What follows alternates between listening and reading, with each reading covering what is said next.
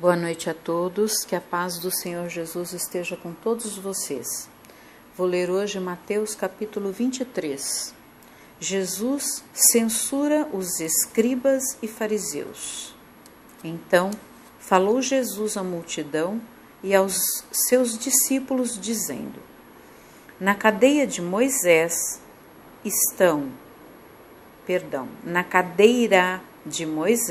estão assentados os escribas e fariseus.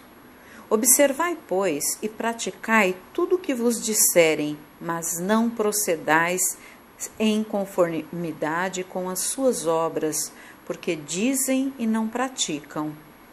Pois atam fardos pesados e difíceis de suportar, e os põem sobre os ombros dos homens. Eles, porém, nem com o dedo querem movê-los. E fazem todas as obras, a fim de serem vistos pelos homens, pois trazem largos filactérios e alargam as franjas das suas vestes, e amam os primeiros lugares nas ceias e as primeiras cadeiras nas sinagogas.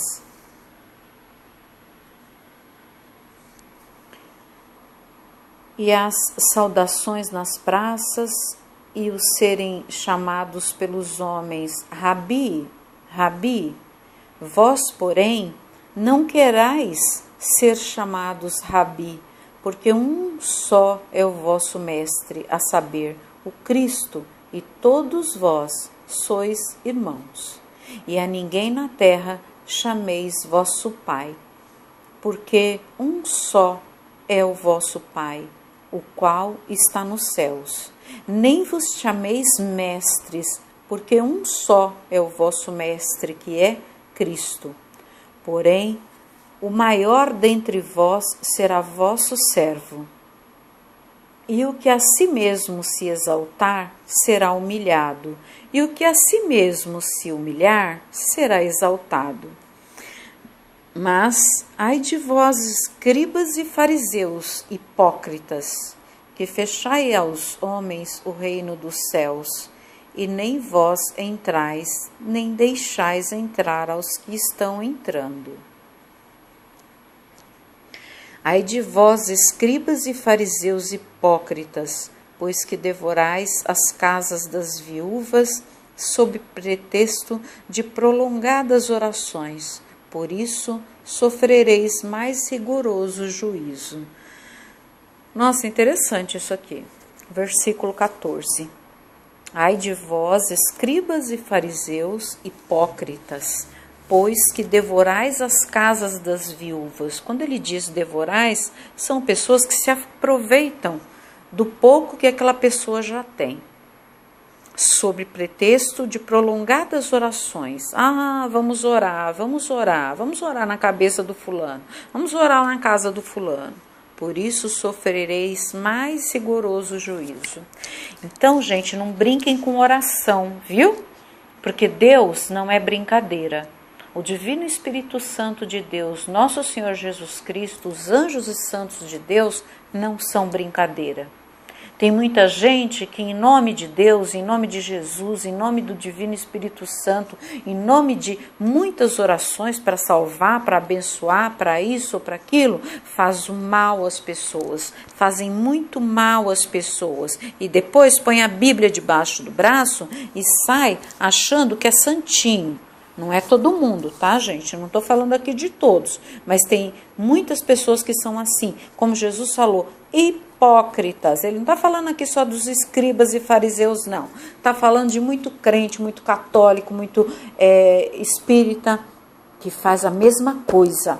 Então prestem atenção, ao invés de ficar maltratando as pessoas e depois fazendo oração para ele. Eu vou te ajudar, eu vou te ajudar, mas eu vou levar esse quilo de feijão que está sobrando seu aqui, tá? Isso não é ajuda.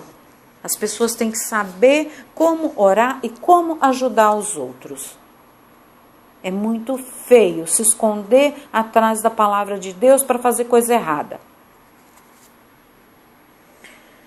Ai de vós, escribas e fariseus hipócritas, pois que percorreis o mar e a terra para fazer um prosélito, e depois de o ter desfeito, o fazeis filho do inferno, 2 vezes mais do que vós. Não adianta andar daqui para ali, andar o mundo todo, tá? Para depois você acabar no inferno. Então prestem atenção, gente, as nossas atitudes são muito importantes. Ai de vós, condutores cegos, pois que dizeis, qualquer que julgar pelo templo, isso nada é, mas o que jurar pelo ouro do templo, esse é devedor. Outra coisa importantíssima aqui. Ai de vós, condutores cegos. Quem são os condutores cegos? Os condutores cegos são os pastores, são os padres, são como é que fala? Os obreiros, são os padres, são os evangelizadores, são os dirigentes espíritas, tá? São todos aqueles que estão à frente da casa de oração de Deus. Pois que dizeis, qualquer que jurar pelo templo, isso nada é, mas o que jurar pelo ouro do templo, esse é devedor. Percebem como é complicado? Olha só, vou ler de novo. Qualquer que jurar pelo templo, isso nada é. Ok? Você jurou pelo templo, tudo bem. Mas o que jurar pelo ouro do templo, pelo ouro, pela riqueza do templo, esse é devedor. Então temos que tomar muito cuidado. Esse é o versículo 16. É um versículo que nós temos que ter muita reflexão sobre ele. Tá? Então precisamos, quem está aí à frente nas igrejas, em qualquer casa de oração, tá? Seja de qual denominação for, tenham respeito, tenham muito cuidado, porque às vezes você pensa que está fazendo bem ao outro e você está cavando a sua cova no inferno. Insensatos e cegos, pois qual é maior, o ouro ou o templo que santifica o ouro? Tá? Então, aqui é a pergunta de Jesus. Qual é maior, o ouro ou o templo que santifica o ouro? Isso é muito importante. Não podemos colocar o ouro, o dinheiro, acima do templo, acima das orações. Vou até escrever isso aqui para não esquecer, tá? Não podemos colocar...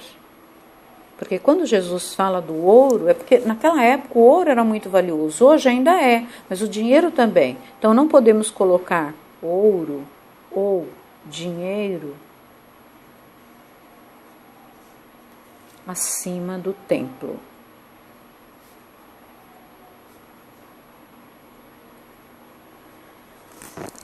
E aquele que jurar pelo altar, isso nada é, mas aquele que jurar pela oferta que está sobre o altar, esse é devedor.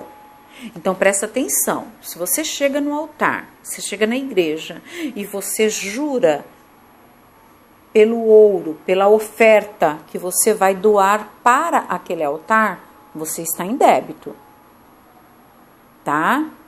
Então, se você for fazer uma oferta e você fizer fizer um juramento de uma oferta, um pedido, tá? Você pede e você fala que vai ofertar tanto para o altar. Faça aquilo que você prometeu, não faça menos, nem mais. É aquilo, tá? Porque é muito sério. Insensatos e cegos, Qual é o maior? A oferta ou o altar que santifica a oferta? De novo, ele questiona: qual é maior? A oferta ou o altar que santifica a oferta? Então, se a oferta é no altar, é para o altar, então o altar, ele vale mais que a oferta, ok? Mas você ofertar no altar fica mais forte ainda. Portanto, o que jurar pelo o altar, jura por ele e por tudo que sobre ele está, ok? E o que jurar pelo templo, jura por ele e por aquele que nele habita. E o que jurar pelo céu, jura pelo trono de Deus e por aquele que está assentado nele.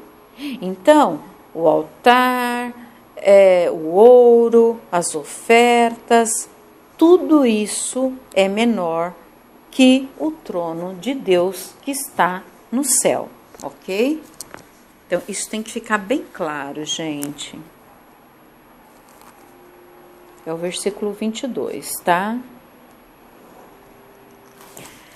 Eu vou ler até de novo, porque achei extremamente importante.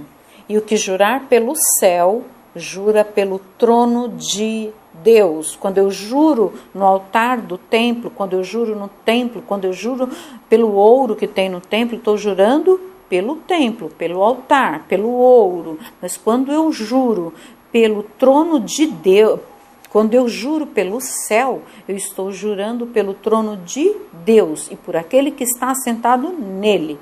Quem está assentado no trono de Deus? É Deus.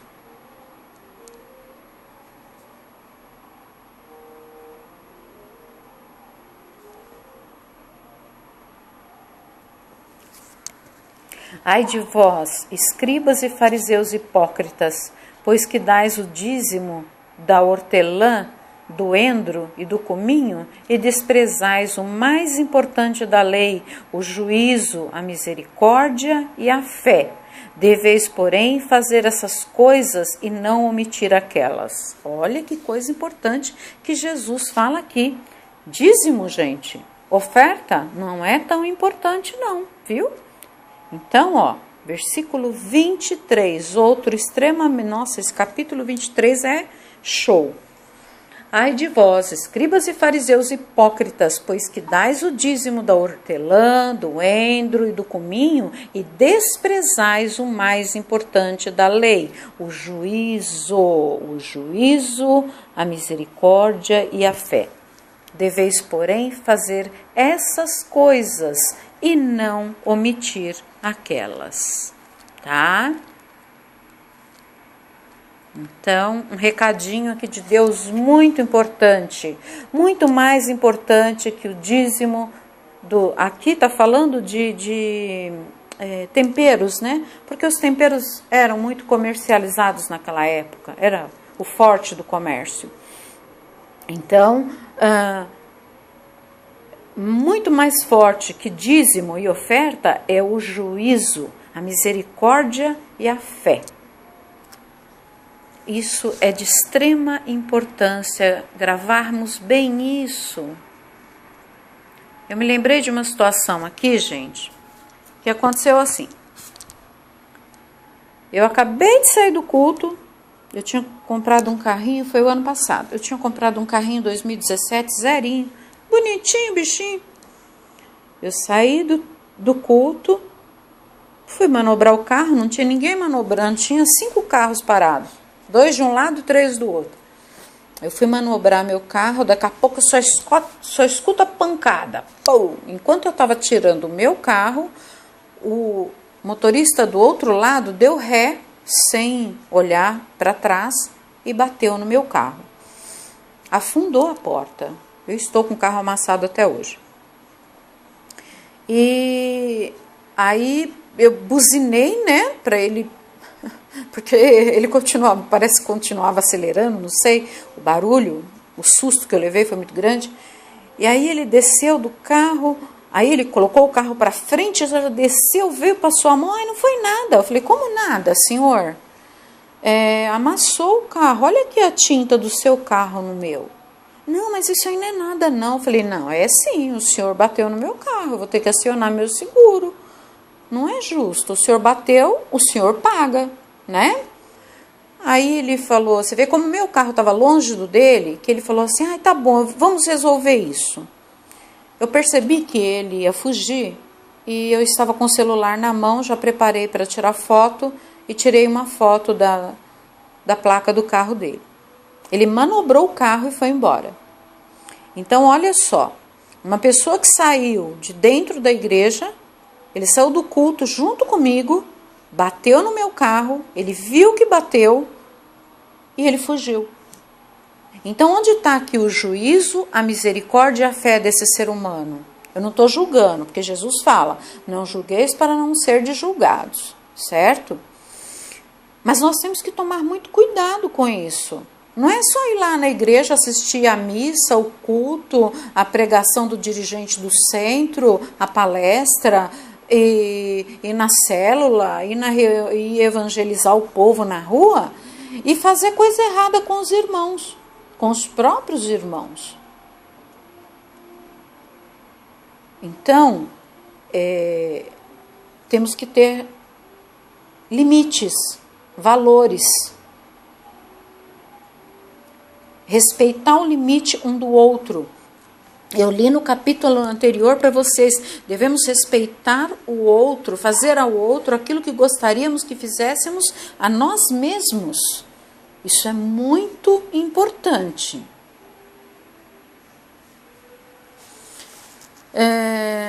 Condutores cegos, coais um mosquito e engolis um camelo. Ou seja, a gente, olha só, condutores cegos, coais um mosquito. O mosquito que é mais fraco, então a gente vai lá, esmaga o mosquito e coa ele. Agora o camelo que é grande, ou melhor, o mosquito é pequenininho, então a gente deixa passar batido e engole o mosquito,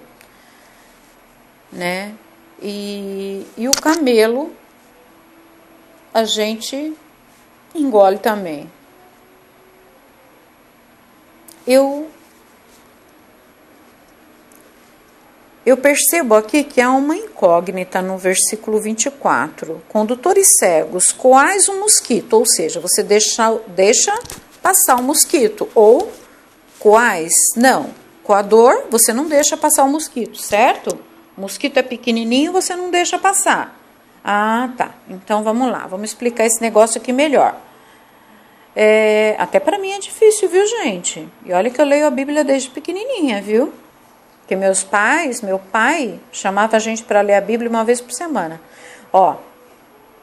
Condutores cegos, coais um mosquito e engolis um camelo. Nossa, vai de encontro a uma discussão familiar que tinha no grupo agora. Então, quer dizer, o mosquito que é pequenininho, a gente coa ele, certo? Quando você coa, o mosquito fica no coador, ok? Você não deixa ele passar. Mas o camelo, como ele é grande, aí você engole o camelo, Deixa o camelo passar, porque o camelo é grande. Isso está errado. Olha, o que Jesus era o máximo. Quanto mais eu leio a Bíblia, mais eu me apaixono por Jesus, porque ele era sensacional. Aliás, ele é, Ele não era, ele é. Ai de vós, escribas e fariseus hipócritas, pois que limpais o exterior do copo e do prato, mas o interior está cheio de rapina e de iniquidade. Não preciso nem explicar.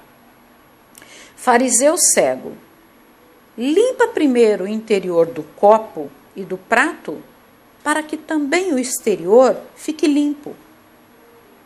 Tá? Então, primeiro ele falou de quem limpa o exterior do copo e do prato. Limpa por fora, certo? Mas o interior está cheio de rapina e iniquidade. Que somos nós. Ele está dando exemplos aqui. Deus fala muito em parábolas, de forma figurada, e a gente precisa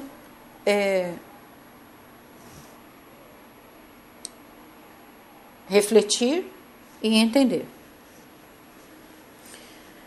Mas o interior está cheio de rapina e iniquidade, certo? Fariseu cego, limpa primeiro o interior do copo e do prato, para que também o exterior fique limpo. Ok? Então, limpa por dentro e por fora. Tem gente que só cuida da parte exterior, né? Da beleza, do calçado, da roupa, e esquece de cuidar do interior, da alma, que é o maior tesouro que nós temos no céu. Como Jesus disse, juntais tesouros no céu. Da terra, o ladrão vem e rouba, do céu não. Ai de vós, escribas e fariseus hipócritas, pois que sois semelhantes aos sepulcros caiados, que por fora realmente parecem formosos, mas interiormente estão cheios de ossos de mortos e de toda a imundícia, que é o que eu acabei de falar. Quando Jesus fala aqui, gente, de escribas e fariseus, hipócritas, ele é o povo que tinha naquela época, onde ele vivia. Mas se nós formos levar isso aqui para o mundo inteiro, tem escribas e fariseus hipócritas no mundo todo. Tá? Então, nós temos que nos policiar. Assim também vós, exteriormente, pareceis justos aos homens, mas interiormente estáis cheios de hipocrisia e de iniquidade. Olha aqui.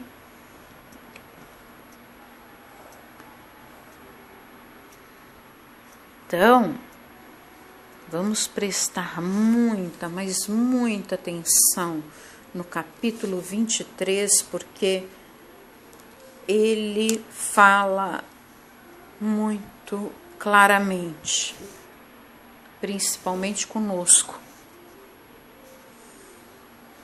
Ai de vós, escribas e fariseus hipócritas, pois que edificais os sepulcros dos profetas e adornais os monumentos dos justos, e dizeis: se existíssemos no tempo de nossos pais, nunca nos associaríamos com eles para derramar o sangue dos profetas. Nossa, eu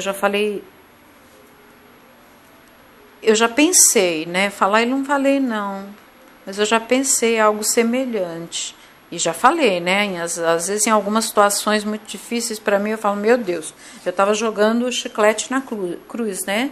Porque eu devia estar fazendo alguma coisa muito errada. Porque eu já pastei muito nessa vida, viu, gente? Então, temos que tomar cuidado. E aqui, ó, ai de vós, escribas e fariseus hipócritas, pois que edificais os sepulcros dos profetas, certo? E adornais os monumentos dos justos, e dizeis, se existíssemos no tempo de nossos pais, nunca nos associaríamos com eles para derramar o sangue dos profetas.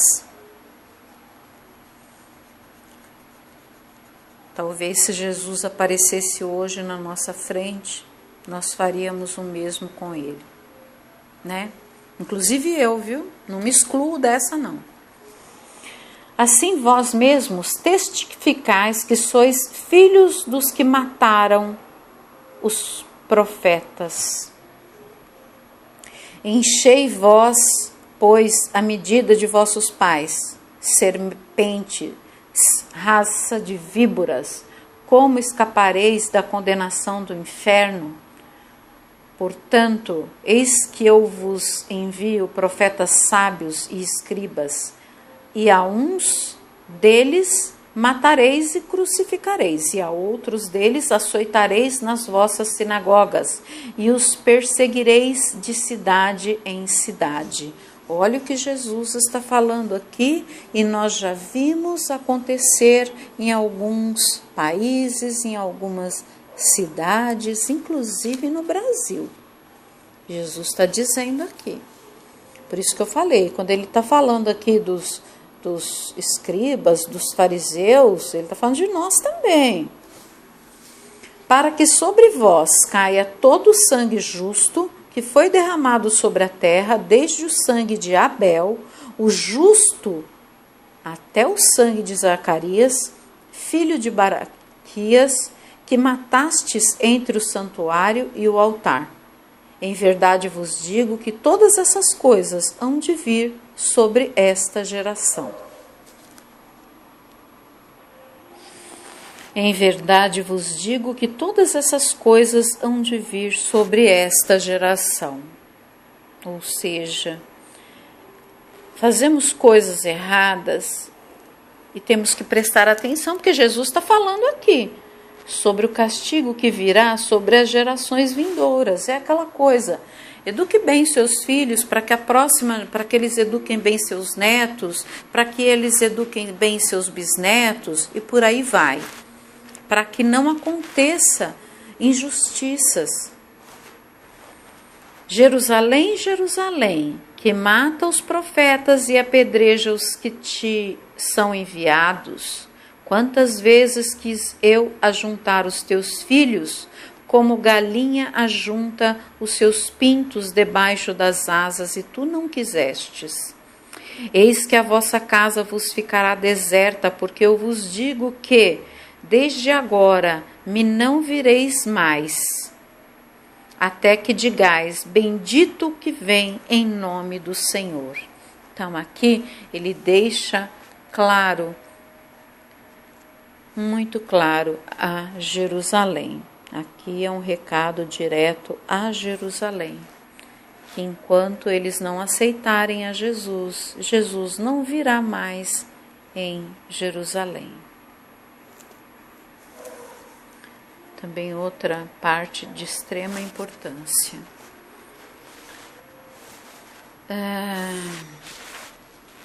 No capítulo 26, versículo 5, filactérios eram caixinhas de couro que continham as escrituras.